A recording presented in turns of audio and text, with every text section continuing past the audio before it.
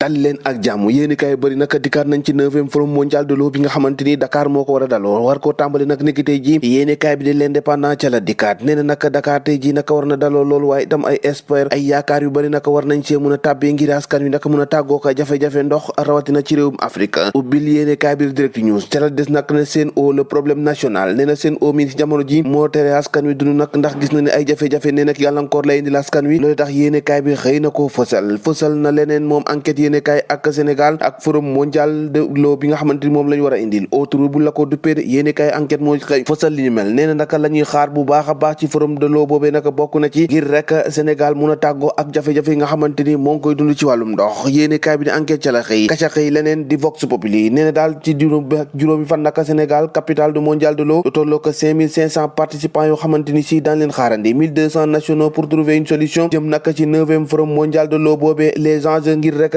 fexe bu tàggoo ko jafe-jafe naka yéenekaay bi xëy na koo fësal beneen yéenekaay bi ko xëy fësal naka di Le Soleil yéenekaay ouverture naka jëm ci juróom-ñeenteelu forum mondial de l'eau niki tey ji foofee ca jam ñaajo l'eau naka dans tous ses états ndox mi di walwal nataal boobu la yéenekaay bi xëy fësal nee na nag ab dossier bu yaatu ngir rek fësal jafe-jafe yi nga xamante ni ndox mi moo ngi koy jànkuwante réewum Sénégal naka loolee la yéenekaay bi xëy fësalee kenn mënu ko faa jàngee leneen lañu mën a jàngee ci yéenekaay di réew mi naka bokk na ci guerre bay am foofee ca Casamance yéenekaay bi nag xëy def si ab bilan bu yaatu nee na lu ëpp naka 6000 déplacés yoo xamante ni daw nañ seenu dëkk utali feneen 30 écoles yoo xamante ni tëj nañ leen 4 rebelles ak ñaari soldats yoo xamante ni si jamono ji ñàkk nañ seenu bakkan gannaaw fukki fan yoo xamante ni si ñoo ngi koy jàmmaarloo moom armée bu Sénégal ak mouvement MFDC bu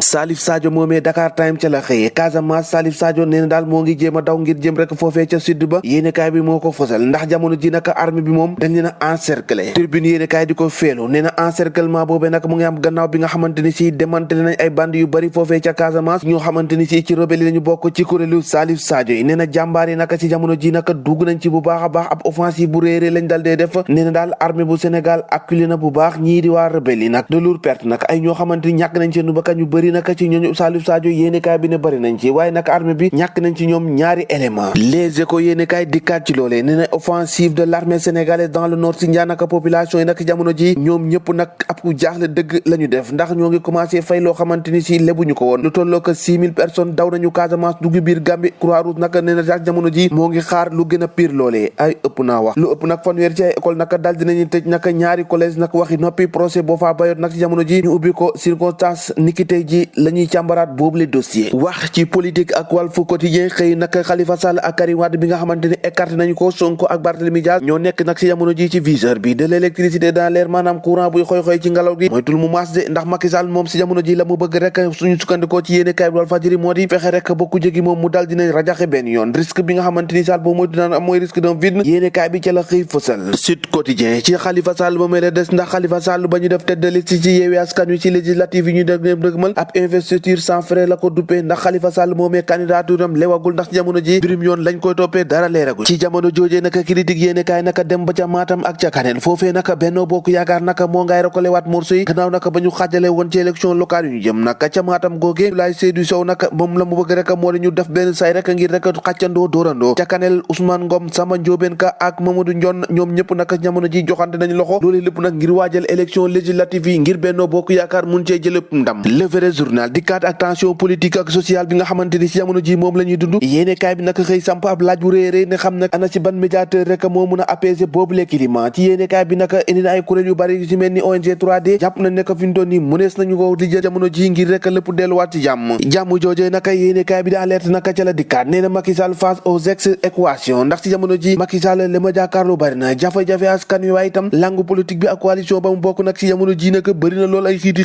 te bëgg nañu rek defaraat mbir mi ba rang yi gën a jub tàggat yaram gannaaw bañ leen sélectionné ba noppi naka seenu digganteeg Égypte Sénégal naka tey ji lay tàmbale ay séance d'entraînement foofee ca Marrakech ngir waajal jongante bi war a dox seenu digganteeg Égypte ñeel naka éliminatoire coupe du monde 2022 foofee ca Qatar wax lu yéeme xew foofee ca Pikine benn étudiant bu am ñaar fukki at ak juróom nekkoon ca UVS moo fa dal di xaru gannaaw ba mu jàppee ne naka waa juróom bu góor nam leen yore dara jagut ci ñoo ko déggandoo jàngeen jëf ba ëllëg